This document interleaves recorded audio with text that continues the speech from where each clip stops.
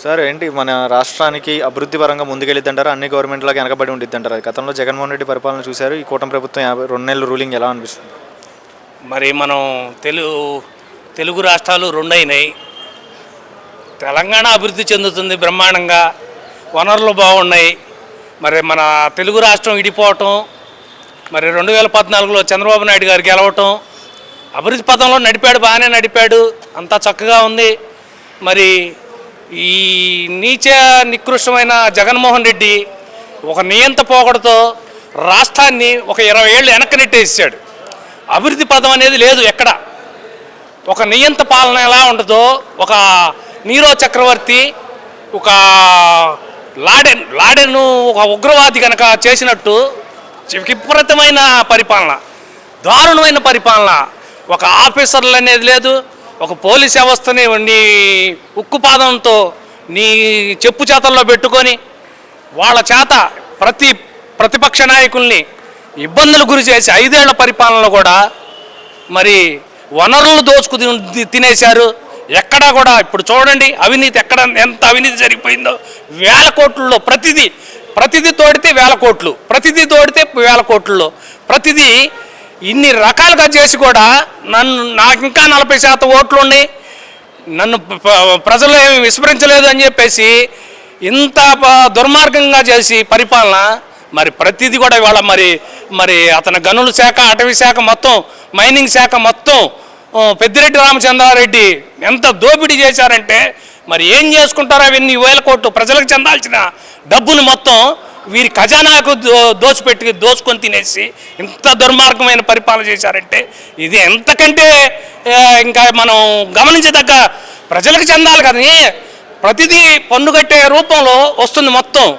ప్రతిదీ ప్రజలకు చెందాలి, ప్రజలకు చెందితే ప్రజలు అభివృద్ధి చెందుతారు, ఉద్యోగాలని, నిరుద్యోగ సమస్యలు తీరుతాయి. మరి నీ 5 ఏళ్ల పరిపాలన చూసి ప్రజలు ఇంత అసలు నాయన ఇతను వద్దు మాకు అని చెప్పేసి మరి 163 సీట్లు కూటమికి ఇవ్వడం జరిగింది. జనసేన, బీజేపీ, టీడీపీ కలిసి మరి బ్రహ్మరథం పట్టారు. మరి అతనేమో 175 అన్నాడు. మరి చెప్పి వై నాట్ 175 అని చెప్పేసి ఓదరగొట్టిన మాటలు చెప్పాడే తప్ప మరి చూడండి వాళ్ళు ఎమ్మెల్యేలు కానీ వాళ్ళ కార్యకర్తలు కానీ అంతా రౌడీజం తప్ప ఎక్కడా కూడా నిర్వీర్యం. మరి ప్రజలు విస్మరించారు, వద్దు అనుకున్నారు. చంద్రబాబు నాయుడే కావాలి కోరుకున్నారు, చంద్రబాబు నాయుడు ముఖ్యమంత్రిని చేశారు. సార్ ఇప్పుడు చూస్తున్నట్లయితే ఏ గవర్నమెంట్ వచ్చినా నిరుద్యోగం అనేది కామన్గా ఉంటుంది మన రాష్ట్రానికి. అంటే ఈ డిప్యూటీ సీఎం పవన్ కళ్యాణ్ అని కానీ చంద్రబాబు నాయుడు కానీ వీళ్ళ వల్ల ఏమైనా స్టూడెంట్స్కి ఏమైనా లైఫ్ ఉండిద్దంటారా మన రాష్ట్రంలో? హైదరాబాద్, తెలంగాణ, బెంగళూరు వెళ్ళకుండా ఇక్కడే ఉండేటట్టు ఏమైనా? First of all congratulation all AP people. వీళ్ళందరూ తీసుకున్న నిర్ణయం నాకు చాలా మంచిగా అనిపించింది. అలాగే మేము కూడా ఈ యొక్క మన జరిగిన ఎలక్షన్లో అందరూ కూడా టీడీపీకి బ్రహ్మరథం పట్టారు. సో టీడీపీ అనేది టీడీపీ మన జనసేన, బీజేపీ 3 కలుపుకొని మనకు 163 సీట్లు మనం పొందడం జరిగింది. నేను పాత గవర్నమెంట్ గురించి ఏం మాట్లాడినా వాళ్ళు చేసి జరిగిందంత అందరికీ తెలుసు. అది చాలా ఆలోచించాల్సిన విషయం. సో ఆలోచించారు కాబట్టి వాళ్ళు మంచి నిర్ణయం తీసుకున్నారు. ఇంకో విషయం ఏంటంటే మనకు బాబు గారు మనకు ప్రస్తుతం సీఎంగా ఉన్నారు. బాబు గారు ఎంత అంటే బాబు గారు first of all deputy CM Pawan Kalyan గారికి కూడా మంచిగా వాల్యూ ఇస్తున్నారు. ఎలా అంటే ఆయన యొక్క ఫోటోలు నా ఫోటో ఫ్రేమ్తో పాటు ఆయన ఫోటోలు కూడా పెట్టండి అని చెప్పేసి ఆయనకు పిలిపిస్తున్నారు. ఇంకో విషయం ఏంటంటే నేను చిన్న మాట ఒకటి చెప్తాను. మన ఫ్యామిలీలో ఎడ్యుకేషన్ పర్సన్ ఉంటే ఆటోమేటిక్గా ఆ ఫ్యామిలీ గ్రోత్ అవుతుంది. అదేవిధంగా మన రాష్ట్రానికి ఒక తెలివిగల నాయకుడు ఉంటే ఆటోమేటిక్గా మన రాష్ట్రం కూడా చాలా బాగా అభివృద్ధి చెందుతుంది. ఇప్పుడు మనకేంటంటే బాబు గారు మంచి విల్ పవర్ ఉన్న నాయకుడు. అదేవిధంగా డిప్యూటీ సీఎం గారు పవన్ కళ్యాణ్ గారు కూడా చాలా చదువుకున్నారు.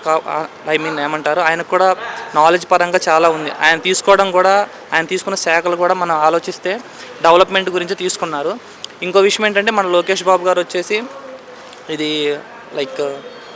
లోకేష్ బాబు గారు వచ్చేసి కూడా మామూలుగా ఐటీ శాఖ మంత్రి. సో ఆల్రెడీ మనకు కొన్ని కంపెనీస్ కూడా రావడం జరిగింది. సో నా ఉద్దేశం ప్రకారం పవన్ కళ్యాణ్ గారు కానీ, బాబు గారు కానీ, లోకేష్ గారు కానీ కలిసి వీళ్ళు మనం చూస్తున్న విజయవాడని ఇంకొక 2-3 ఇయర్స్లో మనం చాలా చేంజెస్ చూడబోతున్నాం. నాకు తెలిసినంతవరకు మన హైవే రూట్లో కూడా ఐటీ వస్తాయి అని అనుకుంటున్నాం. అలాగే గవర్నమెంట్ జాబ్స్ కూడా చేస్తారు. ఆల్రెడీ మెగా డిఎస్సి వీటి కూడా చేస్తారు. ఇంకో విషయం ఏంటంటే నా ఫ్రెండ్స్ చాలామంది మనకి పోలీస్ కానిస్టేబుల్గా క్వాలిఫై అయ్యి వెయిట్ చేస్తున్నారు. వాళ్ళ గురించి కూడా మన ప్రభుత్వం ఒకసారి ఆలోచించాలి. అండ్ ఇంకా చెప్పాలంటే మన డిప్యూటీ సీఎం గారు మొన్న ఒక ఇష్యూ జరిగింది. ఒక చిన్న పాప మిస్ అయితే కరెక్ట్ 4 అవర్స్లో ఆ పాపని తీసుకురావడం జరిగింది. ఏ విషయమైనా మనకి సీఎం గారి దగ్గరికి వెళ్ళి మన డిప్యూటీ సీఎం గారి దగ్గరికి వెళ్ళిపోతే వితిన్ సెకండ్స్లో అది అనేది వెంటనే రియాక్షన్ చూపిస్తున్నారు. ఆయన ప్రతి ఒక్కరిని గౌరవిస్తారు, అదే పోలీస్ శాఖను కూడా గౌరవిస్తారు. పవన్ కళ్యాణ్ గారు అంటే ఎందుకు అంత అభిమానం అంటే ఆయన ప్రజలకు ఇచ్చే గౌరవం. అదేవిధంగా మనకి గవర్నమెంట్ పీపుల్ ఉంటారు కదా, వాళ్ళకు కూడా ఆయన వ్యక్తిత్వంగా ఉంటారు. ఏ రోజు కూడా ఆయన కమాండింగ్గా మాట్లాడింది మనం ఎక్కడా చూడలేదు. ఆయన ఎప్పుడన్నా కమాండింగ్ చేశారంటే మన పాత గవర్నమెంట్ మీద కమాండ్ చేయడం తప్పితే, అలాంటి నాయకుడు ఉండడం వల్ల మనకు చాలా బెనిఫిట్. ఇంకా మన బాబు గారి గురించి చెప్పాల్సిన అవసరం లేదు. ఆయన 2000లో లాస్ట్గా సీఎం చేసినప్పుడు 2014 కాకుండా అప్పుడే చెప్పారు నేను 2020 అని చెప్పేసి. అదేవిధంగా ఆయన కూడా చేయడం జరుగుతుంది. ఇంకా బాగా డెవలప్ చేస్తాడని మేము అనుకుంటున్నాం. ఇవాళ పక్క రాష్ట్రం చూసుకుంటే చాలా డెవలప్గా ఉంది. ఒకప్పుడు మనం చూసుకుంటే ఎక్కడ లైక్ ఇప్పుడు ఫర్ ఎగ్జాంపుల్ ఇప్పుడు ఎక్కడది హైదరాబాద్లో ఐటీ ఉంది కదా, ఐటీ ఒకప్పుడు డెవలప్ చేసినంత చంద్రబాబు గారే. అదేవిధంగా ఇక్కడ కూడా చేస్తారని, మరి ఎక్కడి నుంచి స్టార్ట్ చేస్తారు, ఎక్కడి నుంచి ఎక్కడి వరకు వెళ్తుంది అనేది తెలియదు. మేమైతే చాలా హోప్ఫుల్గా ఉన్నాం. మేమందరం ఎడ్యుకేషన్ నెక్స్ట్ జనరేషన్ ఆల్రెడీ మాకు కరోనా ఒక ఎఫెక్ట్ అనుకుంటే పాత గవర్నమెంట్ కూడా చాలా ప్రాబ్లం ఫేస్ చేయాల్సి వచ్చింది. ఎవరికి కూడా ఏమీ ఇవ్వలేదు, ఏమీ లేదు. స్టూడెంట్ అనేవాడికి మనం ఎప్పుడైతే జాబులు అనేవి ఇస్తామో ఆటోమేటిక్గా మన రాష్ట్రం అనేది అభివృద్ధి చెందుతుంది sir. Okay, thank you so much.